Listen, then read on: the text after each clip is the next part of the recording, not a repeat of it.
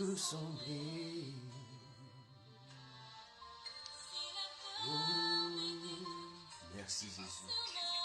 Malezanto la zotara zetara brakatos. Tu es fidèle, Emmanuel, l'osatara. Oh, Emmanuel. Merci Jésus-Christ de Nazareth. L'osatara brashakara bashandela. L'ositara prakatela andolos. Merci Seigneur. Merci Jésus de Nazareth. Merci Père pour ta grâce. Merci Jésus pour ta présence. Merci encore ce matin. Merci ce matin. Merci ce matin.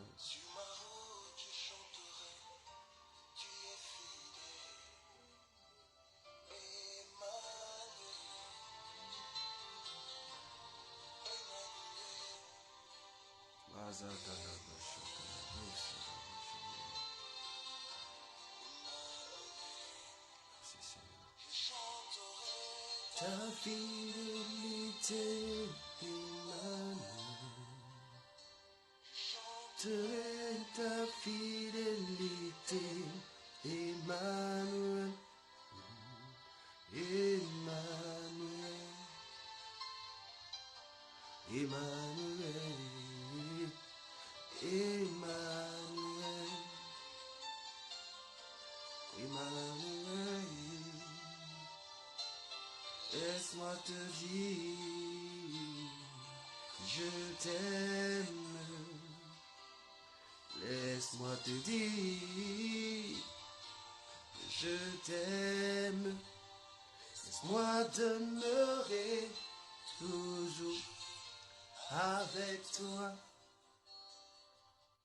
Oui, te dire, je suis amoureux.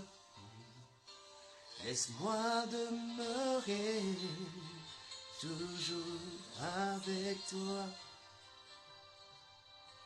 Oui, te dire, où irai-je si loin de toi? Oui, Seigneur, merci Jésus-Christ de Nazareth. Malazantolo brosara basandele ketelebos. Lozataria zamparakota shande. Lozia barakatush. Merci Jésus-Christ de Nazareth. Loza parazantorokotolo sakaya. Lizarabashakayadosh. Merci Père pour ta grâce. Merci Père pour ta grâce. Merci Père pour ta grâce. Oh, merci Père pour ta grâce. Merci Père pour ta grâce. Tu es fidèle. Je sais que tu es fidèle. Ah, la Zantola.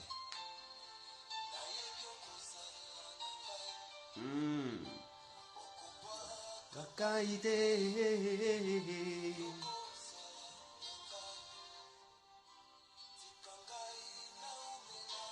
Amen.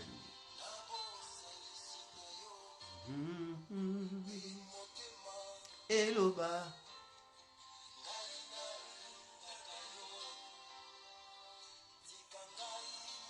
Fena.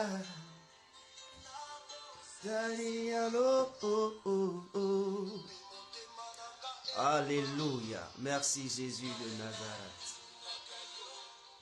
Merci Jésus pour ta présence. Merci Père pour ton esprit. Je veux te rendre toute la gloire et te dire merci encore ce matin. Te dire merci ce matin. Que le nom de Dieu soit béni. Je profite de cette occasion, dis bonne arrivée à chacun et à chacune. Que Dieu vous bénisse abondamment. Oui, nous sommes à notre culte dominical, un programme exceptionnel et je voudrais encore t'encourager à faire du bien à quelqu'un en partageant sur ta page à quelqu'un qui doit entendre une vérité et cette vérité va lui permettre de comprendre encore pourquoi il est question son existence sur terre. Il est important parce que des vies doivent être touchées. Nous devons profiter des réseaux pour toucher des vies, pour toucher des personnes, pour qu'ils voient le royaume de Dieu et qu'ils pensent au royaume de Dieu. Alors n'oublie pas à partager et je crois que c'est Dieu qui te rendra cela au centuple. Gloire à Dieu et gloire à Jésus-Christ de Nazareth. Moi-même tout à l'heure, je vais commencer aussi à faire mes partages pour que quelqu'un aussi entende la voix du Seigneur. Que le Seigneur te bénisse. Oui, nous sommes là ce matin. Je voudrais que tu prennes la parole. Avant toute chose, nous allons prendre la parole dans le livre de Ésaïe, le prophète. Dans le livre de Ésaïe, le prophète, nous prenons la parole. Dans le livre de Ésaïe, le prophète. Oui. Ésaïe, le prophète. Nous partons dans Ésaïe 46. Ésaïe 46. Nous allons au verset 11. Ésaïe 46. Nous allons au verset 11.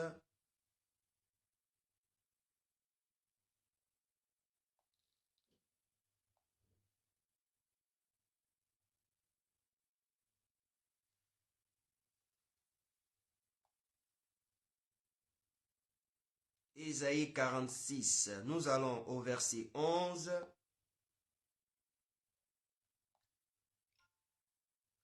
Ésaïe 46, le verset 11, et je fais la lecture. C'est moi qui appelle de l'Orient un oiseau de proie. D'une terre lointaine, un homme pour accomplir mes desseins. Je l'ai dit et je le réaliserai. Je l'ai conçu et je l'exécuterai. Alléluia. Waouh. Que le Seigneur soit encore béni ce matin. Je relis ce passage qui est un passage merveilleux, un passage excellent, un passage glorieux. Il dit ceci, c'est moi qui appelle de l'Orient un oiseau de proie. D'une terre lointaine, un homme pour accomplir mes desseins. Waouh! Je l'ai dit et je le réaliserai. Je l'ai conçu et je l'exécuterai. Amen. Ce matin, nous avons affaire à un Dieu qui a sa parole et qui vit selon sa parole et qui marche selon sa parole et qui agit selon sa parole. Il dit d'une telle lointaine, il dit d'une telle lointaine, un homme pour accomplir. C'est-à-dire qu'il va chercher d'une telle lointaine un homme pour accomplir quoi? Ses desseins à lui. Et non les desseins de l'homme, mais ses desseins à lui. Ce matin, je veux t'encourager à dire merci au Seigneur. Parce que Dieu est parti te prendre d'une terre lointaine. Le sommeil dans lequel tu étais tombé, c'est dans une terre lointaine. C'est de là-bas il t'a retiré pour que ce matin, toi et moi, nous puissions être présents afin de pouvoir honorer ses desseins, afin de pouvoir glorifier son nom pour ses desseins. Et donc ce matin, je veux t'encourager, frères, sœurs. La Bible déclare, je vais dans le livre de Psaume, au Psaume 139, pour te montrer d'où Dieu t'a sorti, pour que tu saches que tu viens d'une terre lointaine. Psaume 139, nous allons lire le verset 14. Psaume 139, nous lisons le verset 14. Je veux t'envoyer à dire merci au Seigneur, parce que d'où tu es sorti, c'est un lieu extraordinaire. Le verset 14 dit,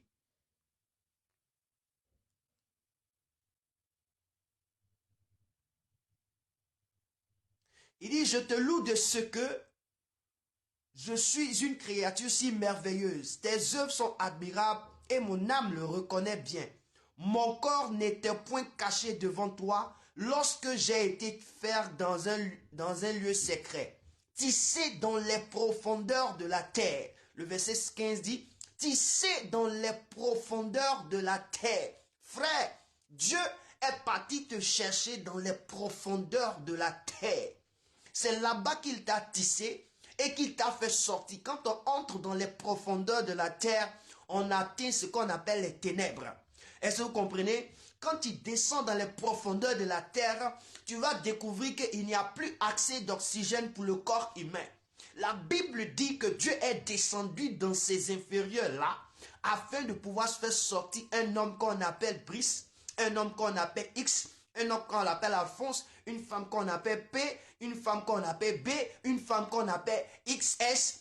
Il a fait sortir cette personne pour que toi et moi, nous puissions marcher pour l'accomplissement de ses desseins. Alors tu ne peux pas t'en passer sans lui dire merci de t'avoir fait sortir des ténèbres pour sa gloire. Ouvre la bouche et bénis le nom de Dieu. Bénis le nom de Dieu. Bénis le nom de Jésus. Loba sharaba kandala brasha kararadesh. Lizaraba katoloba shanda. Lomazi taraba shokaria zante la brakontasha. Lizatari kandala barakonda la shande. Lomaraza kataraba shakayados. Merci mon Dieu, merci Jésus de Nazareth. Merci Roi des rois, merci Seigneur des seigneurs, merci Dieu vivant, merci Dieu merveilleux, merci Dieu excellent, merci Dieu glorieux, merci Dieu, merci Jésus de Nazareth. Merci mon roi, merci mon Dieu, merci extraordinaire Dieu, merci Jésus, merci pour la vie, merci pour l'amour. Seigneur, tu m'as pris d'une terre lointaine et je reconnais bien, mon âme le reconnaît bien. C'est pourquoi ce matin, je veux te rendre la gloire. C'est pourquoi ce matin, je veux te glorifier. C'est pourquoi ce matin, je veux t'exalter. C'est pourquoi ce matin, je veux te glorifier, Père. Lobaza daraba shakata la bresha. Lizandalabo sharakata la brakandelechet. Les atarakandela brahandolo sararakotosh.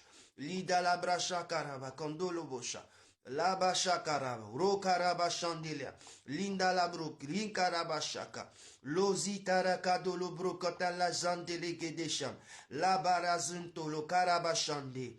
Lo mazabaraba kotolos. La bazakatota kalabra shande. Au nom de Jésus de Nazareth. Au nom de Jésus de Nazareth. Au nom de Jésus de Nazareth. Au nom de Jésus de Nazareth. Au nom de Jésus de Nazareth, au nom de Jésus de Nazareth. Merci Jésus, merci Roi des rois, merci Seigneur des seigneurs, merci Dieu vivant, merci Dieu exceptionnel, merci Dieu glorieux, merci pour ma vie Seigneur. Oui, tu m'as fait sortir d'une terre lointaine, non pour accomplir mes desseins, mais les desseins de ta personne. Seigneur, je veux te dire merci parce que tu as eu confiance en moi afin de pouvoir être sur terre pour accomplir tes desseins. Tu as fait confiance à ma vie afin de pouvoir être sur terre, être sur pied pour pouvoir t'honorer. Et ce matin, je veux te rendre la gloire. Ce matin, je veux te célébrer. Ce matin, je veux t'exalter. Ce matin, je veux te magnifier. Ce matin, je veux te dire gloire à ton nom, Jésus-Christ de Nazareth. Malezata la brakotosha. Oh madila bashangadila. Les antelabré qui te les chandé. Merci mon Dieu et mon roi, je te loue à jamais, je te bénis ce matin. Lo barazante la conte les janta la bossa. Umazia zokata la brajande, lo parazakoto lo sandaraba kontisha, la zita la bossaraba konte, les arababa shara konta la zante. Merci Jésus de Nazareth. Oh, merci Jésus de Nazareth. Merci Jésus de Nazareth. Lo bazanta, lizita labro saraba kandere. Oh, malizaria bakotasha. Lozia bakato la chande la breketesha. Oh, oh, merci Jésus. Merci Jésus. Merci Jésus. Merci Jésus. Merci Jésus. Merci Jésus. Merci Jésus. Merci Jésus. Merci Jésus. Merci Jésus. Merci Jésus. Merci Jésus. Merci Jésus. Merci Jésus. Malazita la zonta la katosha. Merci Jésus. Oh, merci Jésus. Merci Jésus. Merci Jésus. Merci Jésus. Merci Jésus. Merci Jésus. Merci Jésus. Merci Jésus. Merci Jésus. Merci Jésus. Merci Jésus. Merci Jésus. Merci Jésus. Merci Jésus. Au nom de Jésus de Nazareth. Oh Mazita la Zandali. Les abazo katala chandala bracatolari azatos. Les parasia zakotara bashandi. Lotara brahandela. Lizatoa. La paricatolo brochota. Merci Jésus-Christ de Nazareth. La gloire et l'honneur te reviennent, mon Dieu. La gloire et l'honneur te reviennent, Jésus. Jésus de Nazareth. Jésus de Nazareth. Merci Seigneur. Oui, je veux encore ce matin te dire que tu es à la bonne place. Tu es arrivé au bon moment. Et je veux t'exhorter à dire quelque chose au Seigneur. Tu vas prendre Proverbe chapitre 18. Nous allons ensemble prendre Proverbe le chapitre 18. Nous allons lire deux versets. Le verset 20 et le verset 21. Oui, Proverbe chapitre 18, le verset 20 et le verset 21. Lorsque nous lisons Proverbe chapitre 18, il est question de ceci. Proverbe chapitre 18, et nous lisons les versets 20 et 21. La Bible dit, c'est du fruit de sa bouche que l'homme rassasie son corps, c'est du produit de ses lèvres qu'il se rassasie. Verset 21 dit, la mort et la vie sont au pouvoir de la langue. Quiconque l'aime en mangera les fruits. Pourquoi je prends ce texte dans Proverbe chapitre 18, verset 20 à 21? Pourquoi? Parce que c'est nous-mêmes qui causons la mort de notre vie, la mort de notre corps, la mort de nos vies, de nos œuvres, la mort de notre entreprise. C'est nous-mêmes qui les causons parce que ce qui sort de notre bouche, c'est ce qui détruit notre personnalité. La Bible déclare qu'au commencement était la parole. Et toutefois, Dieu dit ceci, ce qui veut dire qu'un homme qui a l'usage de la parole, qui utilise la parole et qui ne sait pas l'utiliser comme il se doit, alors cette parole affecte la vie de cette personne. Ça n'affecte pas une autre vie, mais ta vie. Et ce matin, je veux dire à quelqu'un, tu as besoin de te repentir parce que tu as mal utilisé la parole. Tu as mal utilisé la parole, le son que Dieu t'a donné de pouvoir te faire comprendre, de pouvoir t'exprimer, de pouvoir donner ce que tu veux dire. Dieu, il s'exprime au travers de sa parole. Dieu agit au travers de sa parole. Dieu se manifeste au travers de sa parole. Et nous ne savons pas que cette parole est une puissance, est une loi et est un esprit que nous transportons. Et toutefois, nous prenons notre parole. C'est pourquoi quelqu'un pouvait dire, quand tu plaisantes, c'est un péché. La plaisanterie est un péché. Le fait de plaisanter, tu es en train de pécher parce que tu utilises la parole pour plaisanter. Et donc ce matin, tu ne peux pas entrer dans la présence de ton Père sans que tu t'aies dépouillé concrètement. Tu t'es dépouillé de ta vie afin de pouvoir entrer dans ta gloire. C'est pourquoi demande pardon au Seigneur. Toutefois, tu as utilisé la parole et que tu l'as utilisée en malséant. Oh, devant lui, devant tes frères, devant tes situations où tu te trouvais. Demande pardon au Seigneur, repens-toi et dis au Seigneur, je prends l'engagement de pouvoir ne plus le faire. Je prends l'engagement de vérifier ces paroles qui sortent de moi. Oui, Jésus de Nazareth, je te demande pardon ce matin. Oh mazita nabo sakayados, la maladele sarabakonda la ketelush. Linda la braho da la santé, Otariza barako sakaya. Lazitara kontalea brako shadi. Malakota la sandala prekete shakostala. Lisa paracontalazia, lo mazikotosa, lo parazakatas, lindolo brao zakato la riazati, lisa tarabacontashia, lo mazikato la bra andelasa darabasonta, litarabasho karabashande. Merci Jésus de Nazareth. Père, nous te demandons pardon. Toutefois, nous avons mal utilisé la parole. L'usage de la parole que tu nous as donnée, nous ne l'avons pas compris. Nous avons utilisé cette parole pour des fins éphémères, pour des fins discordantes, pour des fins qui n'ont rien à voir. Seigneur, nous te demandons pardon. Toutefois, nos propos, nos pensées ne t'ont point honoré. Nos pensées ne t'ont point justifié. Papa, aie pitié de nous. Papa, aie pitié de nous. Papa, aie pitié de nous. Aie pitié de nous, Dieu de gloire. Aie pitié de nous, Dieu vivant. Aie pitié de nous, Dieu glorieux. Aie pitié de nous, Dieu exceptionnel. Aie pitié de nous, ô gloire de gloire. Aie pitié de nous, ô Seigneur des seigneurs. Aie pitié de nous, Dieu de gloire. Nous t'avons fait du mal par nos pensées, par nos paroles, par nos actes, par nos comportements, par nos manières de réfléchir et d'agir. Et ce matin, nous te demandons pardon. Aie pitié de nous. Oh, aie pitié de nous. Jésus, prends-moi. Oh, oh, Jésus, prends-moi.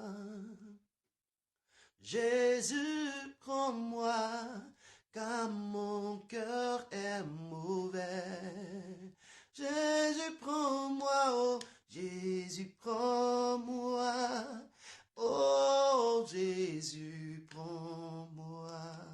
Alléluia. Jésus, prends-moi, oh, car mon cœur est mauvais. Oh, Jésus, prends-moi, oh, Jésus, prends-moi. Oh, Jésus, prends-moi. Jésus, prends-moi, car mon cœur est mauvais. Jésus, prends-moi, oh, Jésus, prends-moi. Oh, Jésus, prends-moi. Jésus, prends-moi. Jésus, prends-moi, car mon cœur est mauvais. Oh, Seigneur, Jésus, prends-moi. Oh, oh, Jésus, prends-moi. Jésus, prends-moi. Jésus, prends-moi, car mes pensées sont mauvaises. Oh, Jésus, prends-moi. Jésus, prends-moi. Oh, oh, Jésus, prends-moi. Jésus, prends-moi, car mes voies sont mauvaises. Jésus, prends-moi, oh, Jésus, prends-moi aujourd'hui. Oh, Jésus, prends-moi. Jésus, prends-moi, car mon cœur est mauvais. Oui, Jésus, prends-nous. Jésus, prends-moi.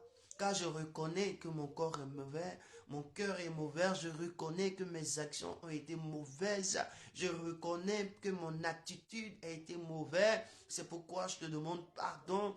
Père, aie pitié de moi, aie compassion de moi. Merci Jésus ce matin de prendre pitié de moi, car la toute première parole que le Seigneur a dit à la croix, frères et sœurs, c'est qu'il a dit, Père, pardonne-leur, car ils ne savent pas ce qu'ils font.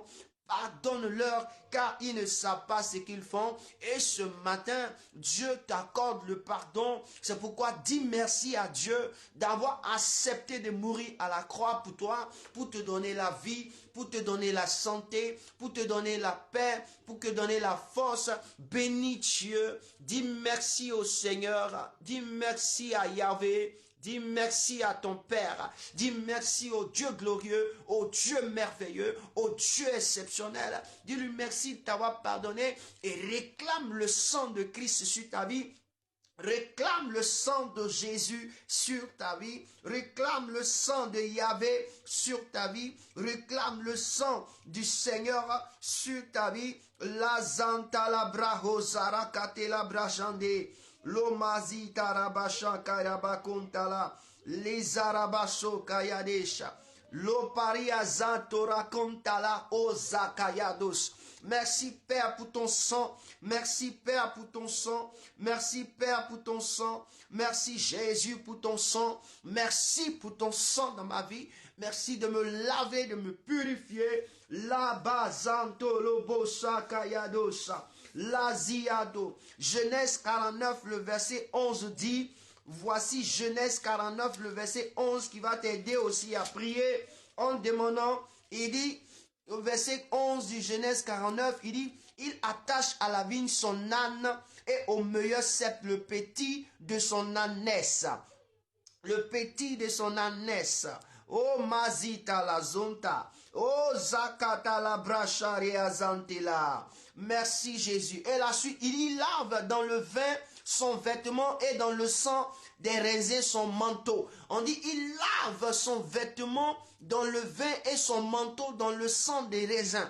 Donc il est important de laver ton vêtement dans le sang de Jésus. Quand on parle du vin, on veut faire référence à la vie de Christ qui est le sang. On veut parler du raisin, on veut faire référence au sang de Jésus qui est le sang et qui s'est coulé pour toi, qui a ruisselé pour toi. Alors dis au Seigneur ce matin, messieurs, me voici Père, merci Jésus de me laver, purifie-moi, purifie-moi, purifie-moi, purifie-moi, purifie-moi dans le nom puissant de Jésus, dans le nom glorieux de Jésus. Merci mon Dieu, merci mon roi, merci Dieu merveilleux. À toi soit la gloire, à toi soit l'élévation et la magnificence te reviennent au nom précieux de Jésus de Nazareth. Merci mon Dieu, merci roi des rois, merci Seigneur des seigneurs, ô Dieu de gloire, ô Dieu merveilleux, ô Dieu exceptionnel, ô Dieu puissant, ô Dieu glorieux, je te loue à jamais, je te loue à jamais. Merci Jésus de Nazareth, merci roi des rois, merci Seigneur des seigneurs, ô Adonai, merci. Merci Jésus, merci Jésus. Tu vas demander la présence de Dieu. Dans Matthieu le chapitre 6, le verset 10 dit, que ton règne vienne et que ta volonté soit faite sur la terre comme elle est faite au ciel. Donc ici c'est la pensée de Dieu ou les desseins de Dieu depuis les cieux qui doivent s'accomplir sur la terre. Alors demande le Saint-Esprit de Dieu. Quand il demande le règne, c'est la présence du Saint-Esprit de Dieu. C'est la présence de Dieu que tu demandes. Alors dis au Seigneur, j'ai besoin de ta présence ce matin. J'ai besoin de ton esprit ce matin. Ton esprit doit prendre le contrôle. Ton esprit doit régner dans ma vie, dans mon âme, dans mon esprit, dans mon corps. Au nom puissant de Jésus. Prie le Seigneur, prie le Seigneur, prie le Seigneur, prie le Seigneur. Oh malazanta la bracha katala ro karabashande. Les aparaconta la zia, lozatara kente le brocharabakandesha. Les marabakotolobo. Saint-Esprit, nous avons besoin de toi. Nous avons besoin de toi. Saint-Esprit, nous avons besoin de toi. Nous avons besoin de toi. Nous avons besoin de toi. Nous avons besoin de toi. Mazita la broza kayazosta. Les iparazaka terebosha. Liaza kontalabre. La mazia. Lo parazikata. Lo zita raconta lasha. Lisapoka. Au nom de Jésus, la puissance du Saint-Esprit, nous présentons Dieu. Nous présentons à Dieu notre requête. Seigneur, viens maintenant, viens maintenant, viens maintenant, viens maintenant prendre le contrôle.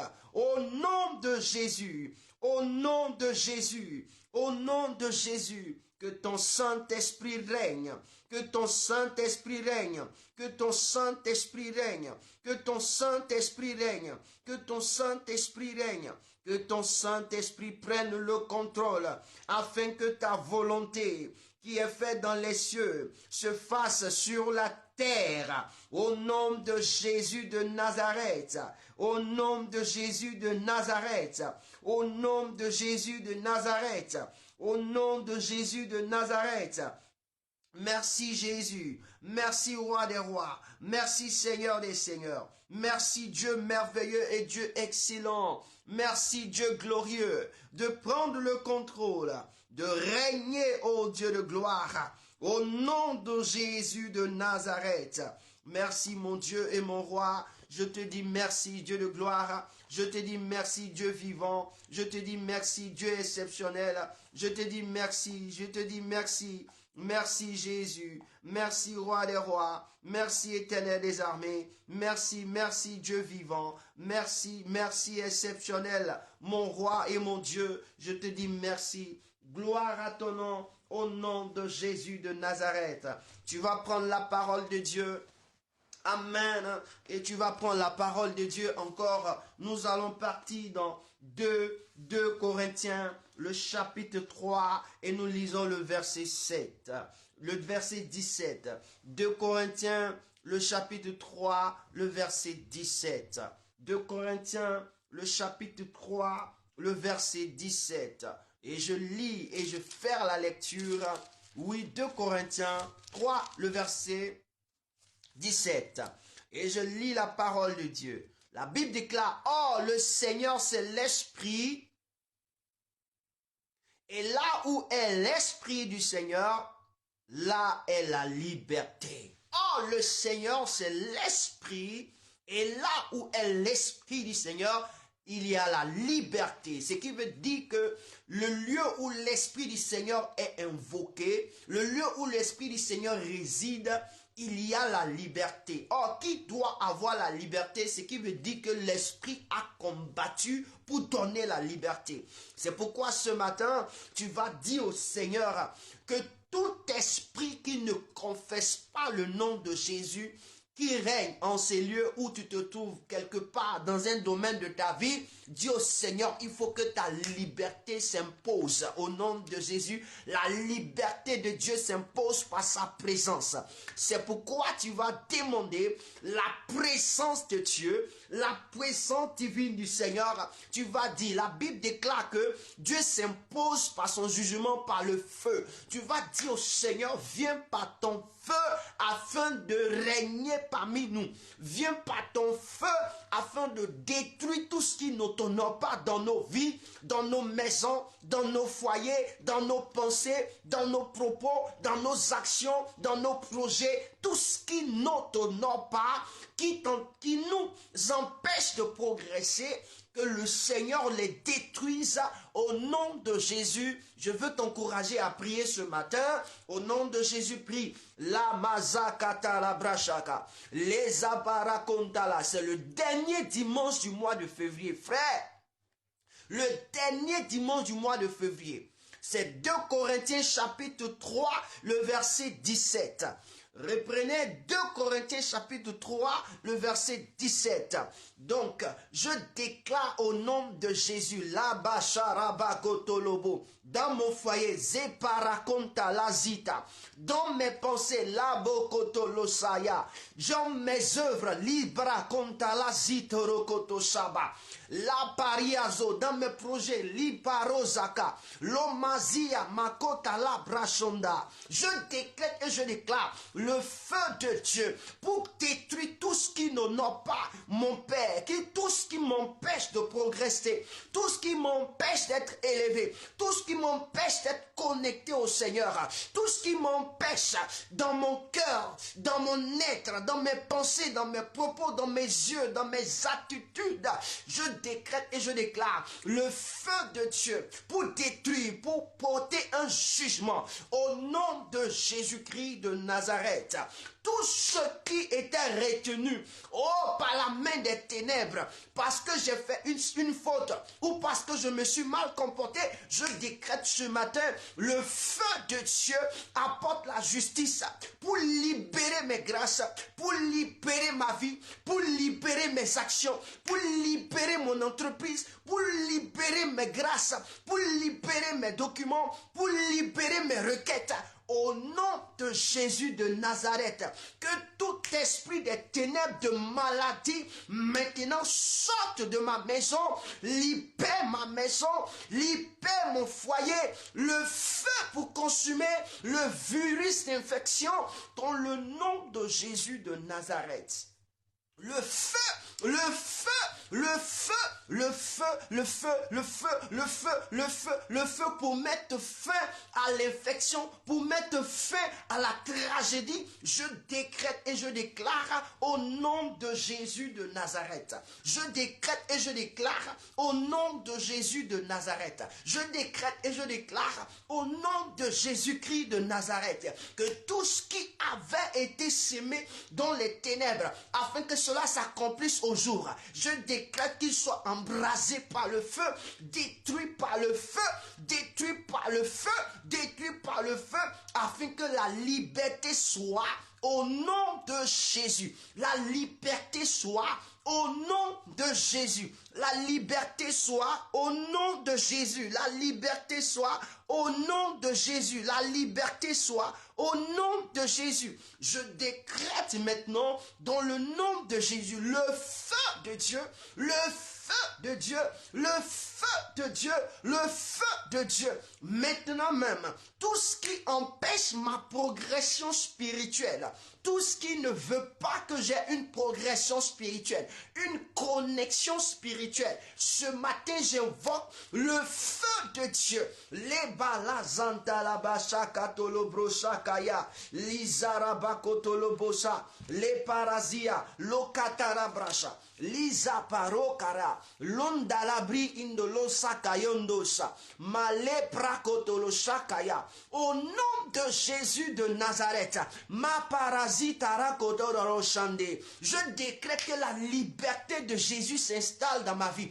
La liberté de Jésus s'installe dans mes projets. La liberté de Jésus s'installe dans mes documents. La liberté de Jésus s'installe dans mes requêtes. Je déclare que le combat de Christ a vaincu tout combat. La gloire de Christ a vaincu tout combat.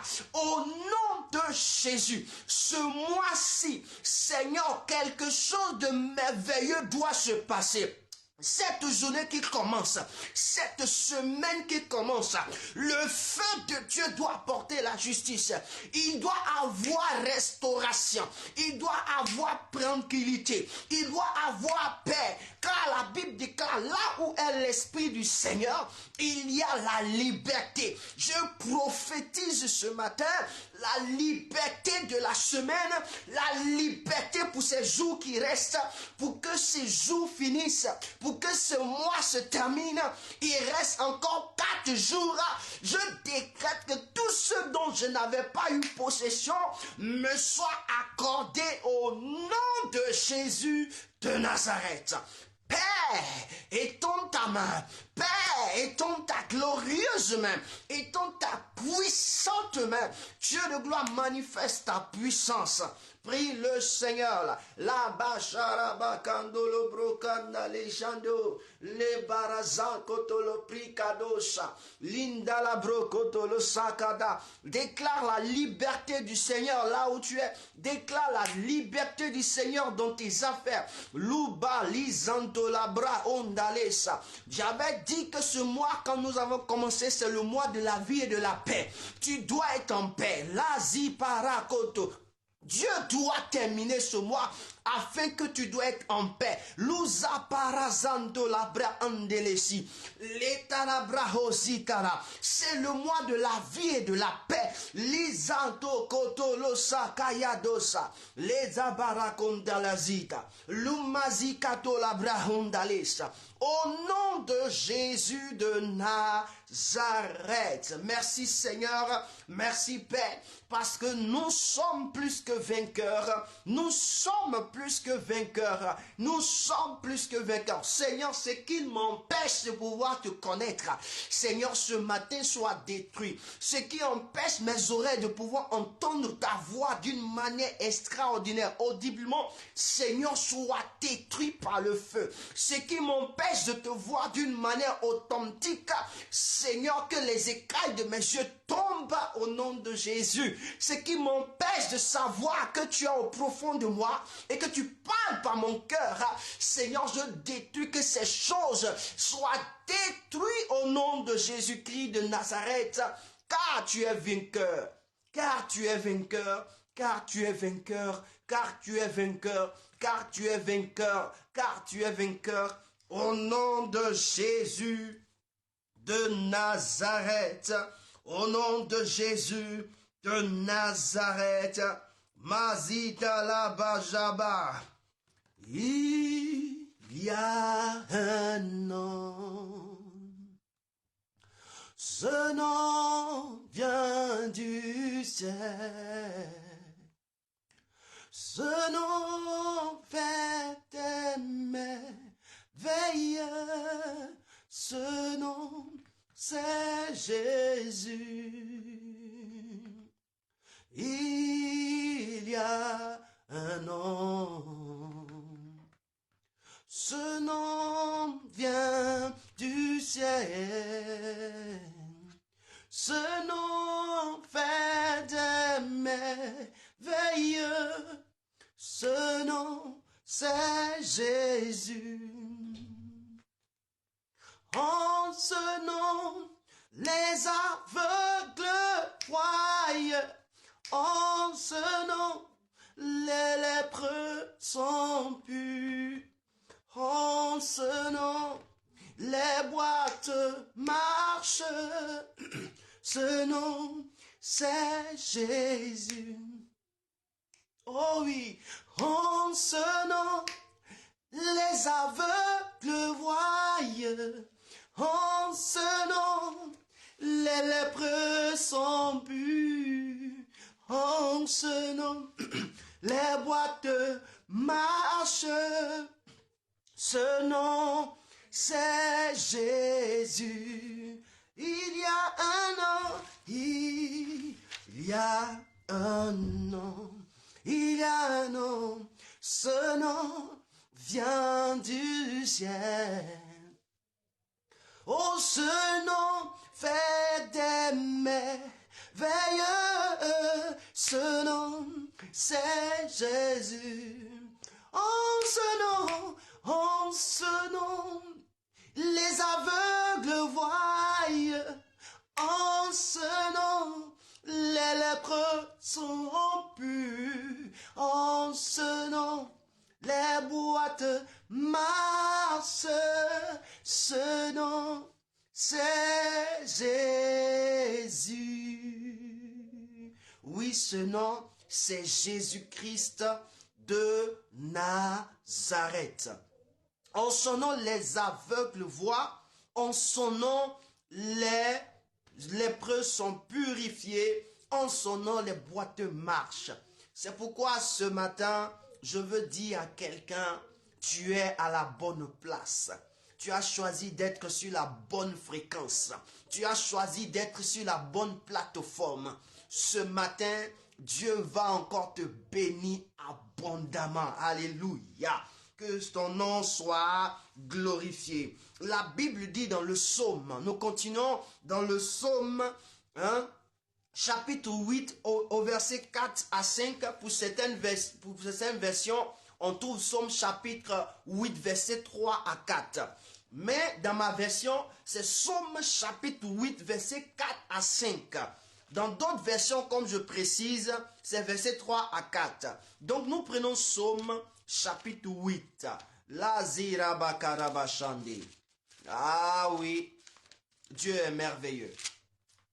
Psaume chapitre 8, et je lis versets 4 à 5. La Bible déclare que quand je contemple les cieux, ouvrage de tes mains, la lune et les étoiles que tu as créées, qu'est-ce que l'homme pour que tu te souviennes de lui? Et le Fils de l'homme pour que tu prennes garde à lui. Oh my God! Qu'est-ce que... Il dit, quand je contemple, nous sommes à notre séance, au temps de contempler. La Bible déclare qu'il y a un moment de contempler. Il dit, David, il dit, quand je contemple, quoi? Les cieux, ouvrage de tes mains. Et la lune et les étoiles que tu as créées, Magalabracha. Qu'est-ce que tu dois contempler? Quand on parle de la contemplation, c'est de regarder, c'est d'observer ce que Dieu a fait. C'est de voir ce que Dieu a créé, l'univers qu'il a mis en place. C'est de voir comment c'est ordonné et de lever le nom de Dieu et de le célébrer. Quand tu regardes toi-même, avant de regarder les cieux et la terre, regarde de toi-même la conception, de la manière dont Dieu t'a conçu, de la tête jusqu'aux orteils. Comment est-ce que Dieu t'a fait? Regarde-toi dans un miroir et devant le miroir, admire ta personne. Tu verras que Dieu est un Dieu extraordinaire. Il est un homme hors pair. Même les scientifiques n'arrivent pas à concevoir comme Dieu a conçu l'homme. Ils cherchent à concevoir, mais ils n'arrivent pas. Pourquoi? Parce que tout ce que Dieu a mis, tout ce qu'il a mis comme agencement, comme mouvement en nous, c'est extraordinaire. Et quand tu es là et que tu contemples les merveilles de Dieu, tu es obligé de le célébrer. Aïe, aïe, tu es obligé de l'adorer. C'est pourquoi ce matin, je veux t'inviter à contempler Dieu, à contempler le roi des rois, à contempler le Seigneur des seigneurs. Parce qu'il est un Dieu merveilleux. C'est pourquoi David pouvait dire, qu'est-ce que l'homme? Parce que quand il regarde les merveilles de Dieu, frère, quand il monte dans l'avion et que tu pars dans les airs, tu vois combien de fois Dieu est merveilleux. Tu vois combien de fois Dieu est exceptionnel.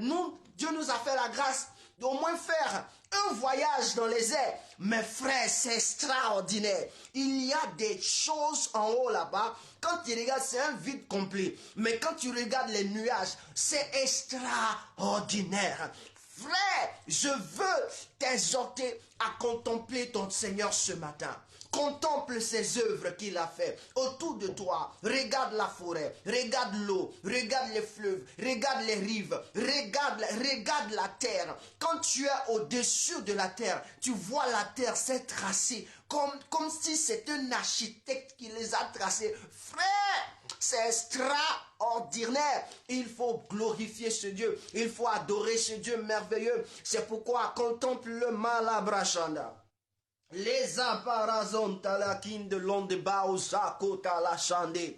Lou Maria zapara kontalesa. Les aparakotolobos. Pour que la journée apparaisse, il faut le soleil. Quand Dieu concevait le soleil, tu n'étais pas là. Mais c'était un luminaire de gloire. C'était un luminaire merveilleux. Ça te conduit depuis 7 heures jusqu'à 17h30. Le soleil est à ta poursuite. Le soleil te donne un temps. Il te donne les... Oh, mazika la bracha. Seigneur, combien de fois tu es extraordinaire. Combien de fois tu es merveilleux. Mon amour pour toi est merveilleux. Tu as fait de moi un être extraordinaire, de contempler ta face, de te contempler, c'est pourquoi je suis vivant. Les balazanta la bracato la chade, lisa paracondolos, la malia brahosa kayazotara, li parazokate la brachande. Tu as fait des choses extraordinaires. Les cieux sont extraordinaires. Les cieux, la lune, les étoiles. Seigneur, lorsque les étoiles se trouvent en haut, Père, dans la nuit, elles sortent. Ce sont des étoiles qui écrivent, éternel mon Dieu, des temps et qui écrivent une histoire, qui relèvent une histoire, qui relèvent un chemin. Par les étoiles, il y a des chemins qui sont découverts. Par les étoiles, nous pouvons savoir qu'il y a des vies. Par les étoiles, mon Dieu, tu es extraordinaire. Et ce matin, je tiens à te bénir. Et ce matin, je veux t'adorer. Linda la brachara bakotolobo shaka. Au verset 11, le verset 7, chapitre 11 plutôt de Psaume, quand nous lisons au verset 7, j'espère que tu me suis, Psaume chapitre 11, le verset 7, quand nous lisons Psaume chapitre 11, le verset 7, on dit « Car l'Éternel est juste, il aime la justice. » Les hommes droits contemplent sa face. Les hommes droits contemplent sa face. Donc contempler sa face, c'est aimer sa présence. Malidalabra, est-ce que tu aimes ta présence? Quand tu aimes sa présence, c'est contempler sa face. Quand tu aimes la présence de Dieu, tu dois aimer la présence de Dieu. J'aime la présence de Dieu. Quelqu'un pouvait dire, j'aime ta présence. Jésus, Jésus mon roi. J'aime ta présence, oh, oh, toi mon bien-aimé.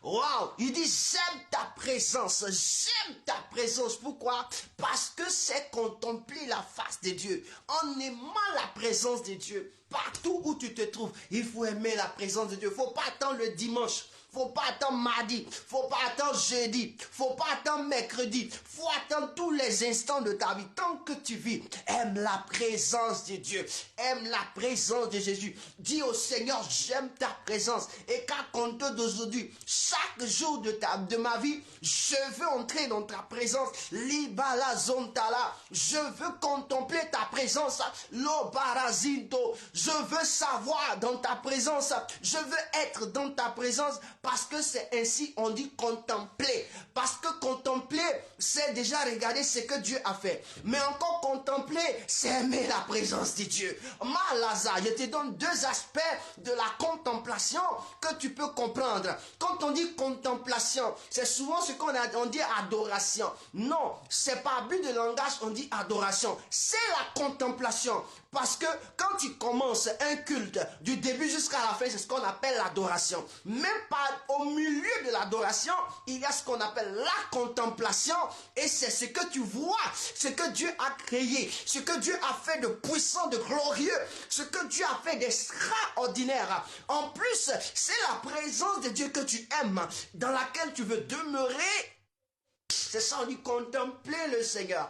La mazo kalazandola, libala zontaria, sakayadadara, sokarabashonde.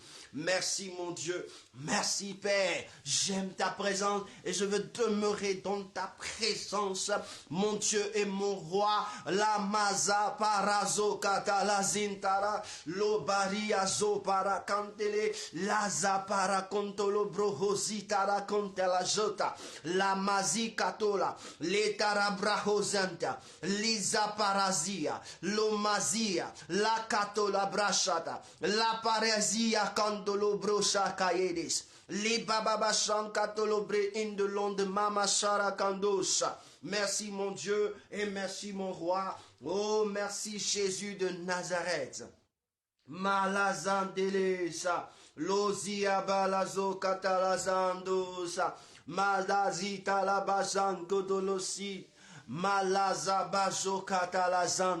Merci mon Dieu et merci mon roi pour ta présence et pour ta présence et pour ta présence. Merci Jésus, merci Jésus, merci Jésus, merci Jésus, merci Jésus. Gloire, gloire à Jésus-Christ.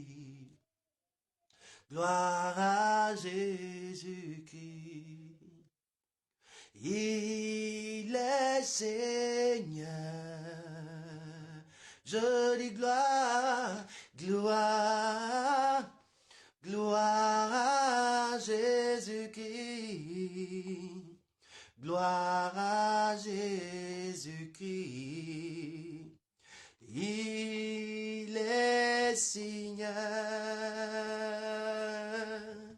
Il est la lumière, le salut promis à nous tous. Il est la lumière,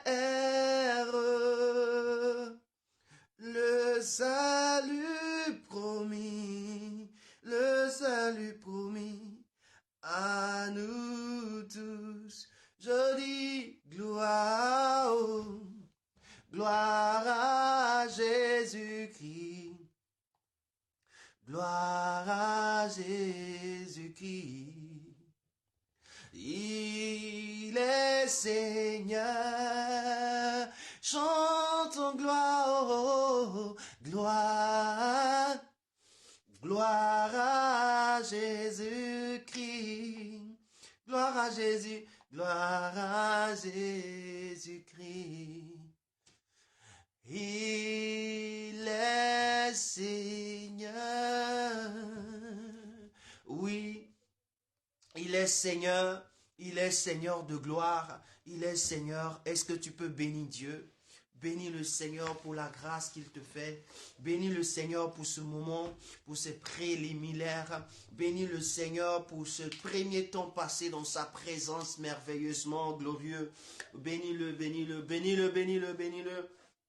Nous allons entrer dans une autre phase. Loza barazante la braco sharadadara shande limalazi taraba kontali ashata loma katala shanta la breketelesh la mazi katolobro mama sakatula sa indelando mama shayados. Merci mon Dieu, merci Dieu de gloire, merci Dieu puissant, merci Dieu glorieux, merci Dieu exceptionnel, merci Dieu merveilleux. Nous t'en sommes infiniment reconnaissants pour ta présence, reconnaissants pour ce temps merveilleux que nous venons de passer dans ta présence. Ah, ça nous fait beaucoup de bien d'être dans ta présence. Oh, merci Jésus, merci au roi des rois, gloire à ton nom, au nom de Jésus-Christ de Nazareth. Amen, amen et amen. Oui. Je suis dans la joie quand on me dit, allons à la maison de l'Éternel. Je suis dans la joie quand on me dit, allons à la maison de l'Éternel. Une heure dans ses parvis vaut mieux que mille ailleurs. Une heure dans ses parvis vaut mieux que mille ailleurs. Je suis dans la joie quand on me dit, allons à la maison de l'Éternel. Je suis dans la joie quand on me dit, allons à la maison de l'Éternel. Une heure dans ses parvis vaut mieux que mille ailleurs. Une heure dans ses parvis vaut mieux que mille ailleurs. Une heure dans ses parvis vaut mieux que mille ailleurs. Une heure dans ses parvis vaut mieux que mille ailleurs. Waouh, je suis très content d'être dans la présence de Dieu. Ça fait plaisir d'être avec vous. Encore shalom à tous et Dieu vous bénisse abondamment. Dieu vous bénisse et que Dieu vous bénisse et que Dieu vous bénisse et que Dieu ouvre les écluses des cieux sur vous. Que ce moment que vous allez passer ici avec nous soit un moment inoubliable, un moment marquant. C'était comme si c'était le dernier jour de ta vie et ce que tu vas entendre, tu n'entendras plus jamais. Ce que tu vas entendre aujourd'hui va changer quelque chose en toi. Il y a quelque chose de glorieux dans le Seigneur. Amen, amen et amen. Oui, nous sommes à l'étape de notre parole, de la parole de Dieu, de la prédication de la parole de Dieu, de l'annonce de l'évangile de Dieu, afin que nos vies soient transformées, afin que nos vies soient transformées, afin que nos vies soient transformées. Alléluia. Sans plus tarder, je veux que tu prennes ton cahier. Je veux t'instruire. Tu prennes ton cahier, parce que ce qui sortira, tu n'as jamais entendu. Depuis moi-même, je n'ai pas encore entendu. Ce qui va sortir tout à l'heure, c'est quelque chose d'exceptionnel. C'est un trésor que Dieu veut que tu gardes. Prends ton cahier, prends ton stylo et prends ta Bible. Là, nous allons courir. Moi, je vais parler, mais toi, il faut graver ces choses quelque part pour ne pas oublier. Ça va te servir demain. Ça va te permettre de comprendre beaucoup de choses. C'est pourquoi je prends directement ma Bible dans le livre de Luc au chapitre 2. Nous allons lire les versets 21 à 24. Luc chapitre 2, versets 21 à 24. Continue de partager le direct. Continue de partager. Beaucoup d'hommes doivent entendre, écouter ce que je vais dire tout à l'heure. C'est important. C'est très important. C'est très important. Luc chapitre 2, nous lisons le verset 21 à 24. L'évangile selon Luc, le docteur Luc au chapitre 2.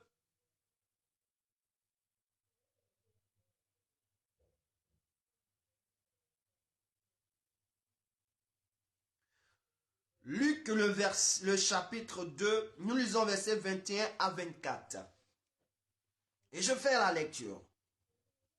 Le 8e jour auquel l'enfant devrait être circoncis étant arrivé, on lui donna le nom de Jésus, nom qu'avait indiqué l'ange avant qu'il fût conçu dans le sein de sa mère. Et quand les jours de leur purification furent accomplis, selon la loi de Moïse, Joseph et Marie le portèrent à Jérusalem pour le présenter au Seigneur. Suivant ce qui est écrit dans la loi du Seigneur, tout mâle premier-né sera consacré au Seigneur. Et pour offrir en sacrifice de tourterelles et de jeunes pigeons, comme cela est prescrit dans la loi du Seigneur. Amen et amen. Que le Seigneur nous bénisse. Ce matin, comme je l'ai intitulé, nous allons parler, nous parlons le mystère du 8e jour de Jésus, notre salut. Le mystère. Je dis bien le mystère du 8e jour de Jésus, notre salut. Frère, qui parle de mystère veut dire quelque chose de caché. Amen. Donc le mystère, c'est ce qui est caché. Donc ce qui est caché du 8e jour de Jésus, est-ce que vous comprenez? C'est notre salut à nous. C'est notre délivrance. C'est notre restauration. C'est notre liberté. C'est notre guérison. C'est tout ce qu'on peut dire. C'est notre paix, c'est notre vie, c'est notre gloire, c'est notre élévation, c'est notre. Le salut, c'est ça. Et ce matin, je voudrais que on va parler du 8e jour. Le 8e jour. Le 8e jour, la Bible déclare au verset 21 de Luc chapitre 2 que le 8e jour auquel l'enfant devait être circoncis était arrivé. Et on lui donna le nom de Jésus, nom qu'avait indiqué l'ange avant qu'il fût conçu dans le sein de sa mère. Frère, c'est une révélation. Le mystère du 8e jour de Jésus-Christ, notre salut. Aïe, aïe, aïe, aïe. C'est important. Quand je lis l'histoire dans le livre selon l'évangile de Luc, quand on parle du 8e jour, ce n'est pas dit que le 8e jour a commencé dans le Nouveau Testament. Le 8e jour n'a pas commencé dans le Nouveau Testament. Le 8e jour a commencé dans la Genèse au chapitre 18. Nous allons dans la Genèse au chapitre 18. Et là, tu vas voir, le 8e jour est né dans la Genèse au chapitre, précisément au chapitre 17. Nous partons dans la Genèse.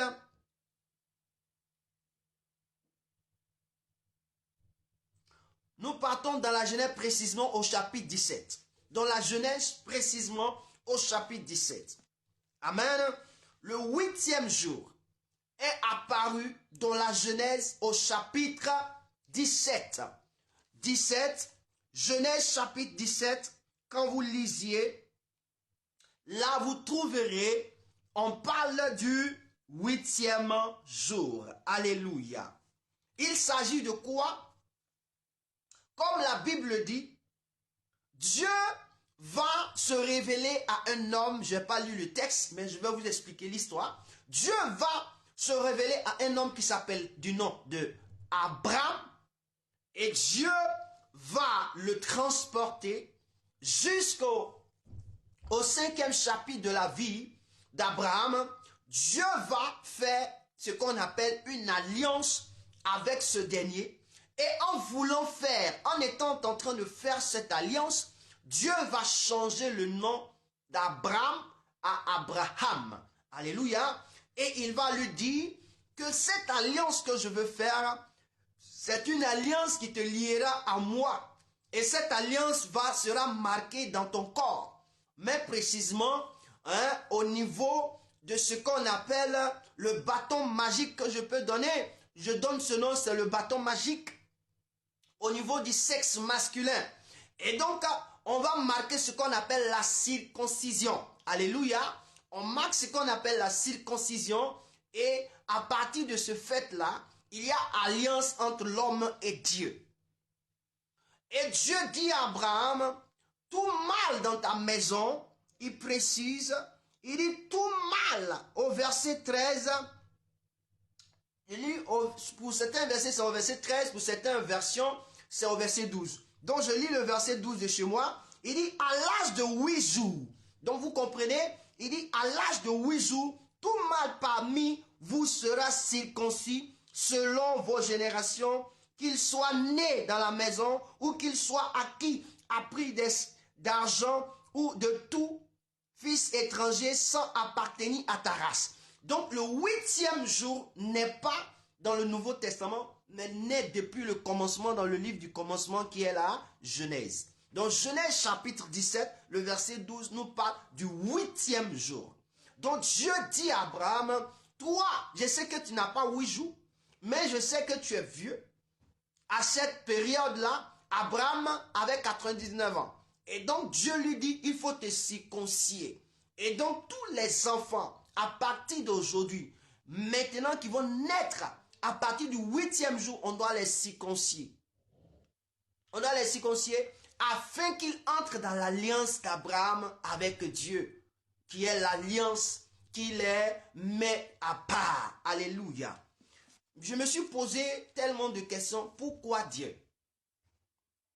Pourquoi Dieu choisit ce qu'on appelle le 8e jour? Pourquoi Dieu prend le 8e jour? Pourquoi Dieu n'a pas pris le jour de son repos et il prend le 8e jour? On dit, la Bible dit, Dieu a travaillé pendant 6 jours, il s'est reposé le 7e jour. Et Dieu, le 8e jour, il dit que ce 8e jour-là sera, c'est-à-dire que quoi? C'est ce qu'il a pris pour faire une alliance.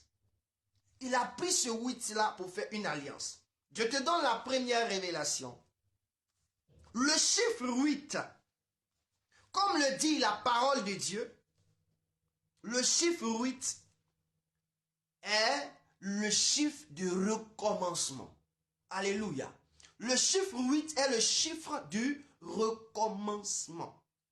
Donc, le 8e jour est le chiffre du recommencement. Au fait, Dieu voulait simplement dire, comme j'ai commencé depuis le premier jour, et j'ai fini, je me suis reposé le 7e jour. Pour recommencer, il faut un 8e jour. Donc, c'est le chiffre du recommencement. Est-ce que vous comprenez? Du recommencement. Ce qui fait qu'il y a le chiffre du repos plus le chiffre 1. Alors, c'est le chiffre 1 qui fait le commencement. Mais le 7, puisqu'il y a du repos, alors à cause du repos, il fait un recommencement. Donc, il fait le chiffre du recommencement. Alléluia.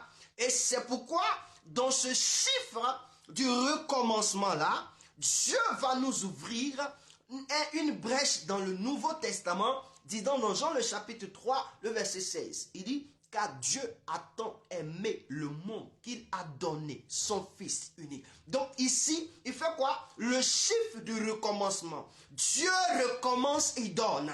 La Bible déclare que Dieu avait déjà donné hier. Mais encore Dieu recommence à donner encore une autre chose. Il donne encore une autre chose qui est quoi? un fils unique. Dieu nous a donné la vie dans le commencement, mais encore Dieu va nous encore donner une autre vie encore. Donc c'est le chiffre du recommencement. Donc ici, Jean 3,16 montre ici le chiffre du recommencement. Dieu crée l'homme et puis il donne la vie à l'homme. Ça, il a commencé. Mais le recommencement de Dieu vient maintenant dans le Nouveau Testament par le Christ. Dieu encore donne un fils unique. Donc c'est le chiffre du recommencement. Donc il apparaît dans l'Ancien Testament, c'est-à-dire qu'il vient dans le Nouveau Testament pour l'accomplissement de ce qui avait été fait. Le chiffre du recommencement. Je suis en train de t'ouvrir les yeux. Donc quand le chiffre 8, quand on parle du chiffre 8, si tu es le 8e de ta famille, tu as le chiffre du recommencement. C'est-à-dire qu'à partir de toi, il faut qu'il y ait du repos et puis il y ait un nouveau commencement. C'est-à-dire qu'une nouvelle vie doit commencer. Je suis en train de parler à quelqu'un. Les chiffres dans l'histoire de Dieu ont de l'impact dans la vie de chacun de nous, ont de l'impact dans chaque être humain. Donc au niveau de ta famille, je te dis, si tu es au 8e rang, il faut te dire qu'à partir de toi, c'est comme si on disait à Noé, c'est celui qui nous donnera du repos. Donc tu es obligé d'apporter le repos et de recommencer. En apportant le repos, c'est pas le recommencement pour que le repos apparaisse dans ta famille. Le chiffre 8. Le chiffre 8, le jour du chiffre 8 marque ce qu'on appelle la circoncision. La circoncision est d'abord liée à la chair. Amen. Est d'abord liée à la chair dans la circoncision.